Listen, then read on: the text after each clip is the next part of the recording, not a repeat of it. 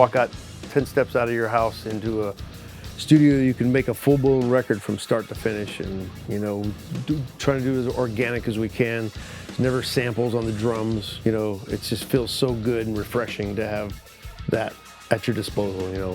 I think it's every musician's dream, especially someone like myself that's a lifer that creates nonstop. I eat, sleep, and breathe music constantly. This was a freaking field. I was with a John Deere with a zero turn 2.5 years ago mowing this. And even it's funny because this is a lot of farmland. I grew up on 118 acres in the middle of nowhere in Pittsburgh. And I grew up, playing the records and, in a couple cover bands in Pittsburgh and a couple somewhat original bands. The guitar player at the time said, we need to go to Los Angeles. We're never going to do anything here. Next thing you know, we're moving, 2 months after graduation. I got my church maxi wagon van that I gutted, cruising across America with my parents and my guitar player, moved to Hollywood Boulevard. So 26 years of the concrete jungle. I lived in Marina del Rey, Hollywood Boulevard, WeHo, ended up buying a house in Tarzana in the Valley. But as everyone knows, in LA, you can't get away from any people at all. There's not that much space out there. The space just keeps getting used up and your neighbors are very close. And I got used to that life and I loved it for many, many years. It was my home. I never saw myself leaving Los Angeles. I really didn't. I had a baby. That changed everything. I was like, I'm looking up going, he's breathing this smog. I'm sitting on the 405 in traffic going, this sucks. He's screaming in the back. And I found out Brian Head Welsh had a house in Nashville. I'm like, wow, Nashville sounds amazing. I have a lot of friends here. It's Music City, on and on. And then here I am, So it's a 2,000-mile commute to work because I'm on a bird a lot to our studio in Bakersfield, California, Korn headquarters.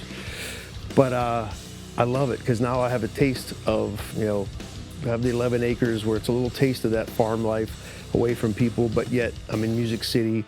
Everything's accessible. So many people have moved here. Too many people now. You can kind of go to Austin. The rest of you are to the left that hasn't moved here. No, I'm kidding. We got with Jeremy Glenn, who's so great, so hands-on everything he does, and anything you think is wrong, or boom, he's here in a flash. It's really great. He hasn't built a lot of recording studios, so I was like, do you know anyone? He goes, I got a buddy that I went to college with named Sean Neff. He does a lot of studios in Nashville. He's a great engineer. And I said, well, that's who you want building your studio. An engineer that's sitting behind the board, that knows frequencies, that knows what the room is supposed to sound like, So I got with Sean, he come over and I said, look, man, I only have a little over 1,000 square foot. He goes, we can make it badass, I didn't originally want a vocal booth in it. And he says, you got to have a vocal booth. What if you want a full band in here someday? And lo and behold, we've only been active for 3 months and we've had that happen, which I'm very grateful. Sean was awesome because he gave me a few different plans and a few different designs. He's like, well, what do you want to do? I says, well, Nashville has a ton of home studios. Let's face it, in 2025, you can do a record on a laptop.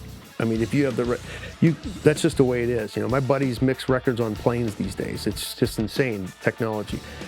But there's not a lot of great drum rooms I've learned in Nashville. There's quite a few, but not home studios, So I wanted to make the best sounding drum room I possibly could and then go around that.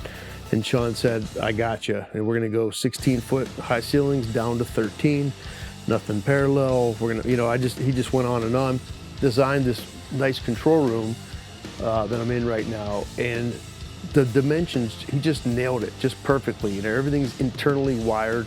There's no spaghetti hanging down from the rafters. Everything, even the overhead mics in the drum room are internally wired, through patch bays.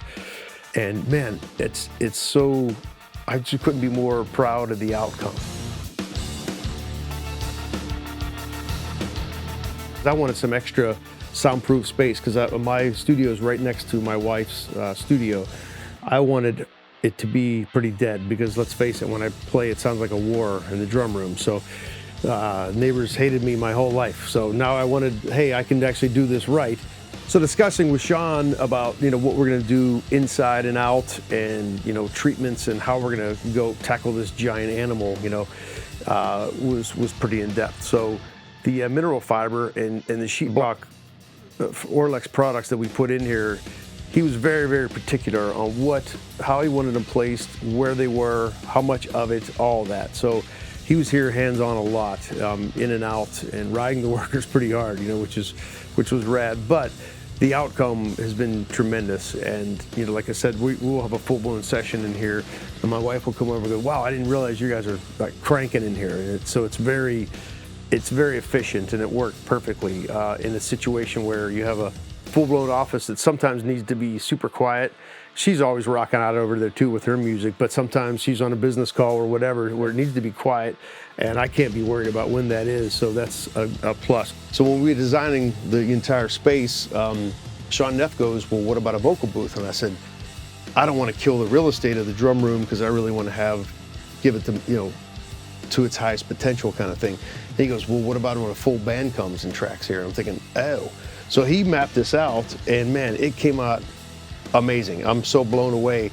Now we have complete isolation for a vocalist in here. It can sound like a complete war out there, and they can focus. They can, you know, cue the drummer, cue the bass player, guitar player, whoever's out there, and we can have complete isolation for the vocalist.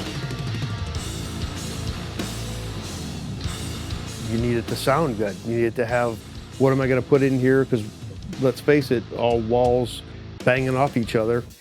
It's with cement floors, it's going to have a lot of reverberations. It's going to sound like a warehouse, right? So every professional engineer knows that in a control room, no matter what size it is, you know, however proportionate it is, the sound has to be very, very good and very dead and real, true. Then when we started putting the ProPanels in from Auralex, he was like, "I want 3 clouds above it." And sure enough, we love the outcome of it. You know, the ProPanels in the corner, just to get just enough of that low end to control a little bit. It's very vital and crucial, the sound you get in a control room. So we're very, very happy with the ProPanels. They come out amazing. They look awesome. You know, we put some hue lights behind them, and we can make the color come, you know, with a room. Sometimes a client will come in and we want a blood red. Okay, boom, hit the red lights. With the black ProPanels, it looks amazing. You know, the first mix we made in here, that's a true test, because you go to your cars, you go to somewhere where you know, whether it be a crappy Bluetooth. A lot of people will mix, you know, when I was with David Lee Roth, he used to say, put it on the Beach Speak, which is mono, piece of crap, ripped speaker, but that's the most truest sound. You can hear every little thing on there. The low end is always tricky. I don't care where you're at. You know, there's some of the biggest studios I've been in. I've taken it home and gone, wow, the low end's swallowing the drums, or vice versa. I can't hear what the low end's doing. So, and it, you know, that goes back to the old NS10, you know, some true stereo speakers. But it's like, you know, out of here, we have quite a few different selections going on. We have the Adams and Yamahas up right now. And when we make a mix and we take it out, it's pretty true to what's going on in here, which is a good thing. You know, obviously my car stereo, I have subs, and it's fun. You know, it's a fun stereo. I turn it up. But if I balance everything out at, you know, dead center and reset it, everything sounds great.